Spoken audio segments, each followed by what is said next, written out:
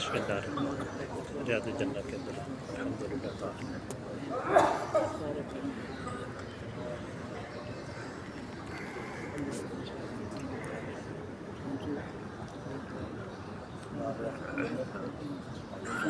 यह सब सुफा के जो पुत्र है वो बीबी सबा का घर मुबारक है।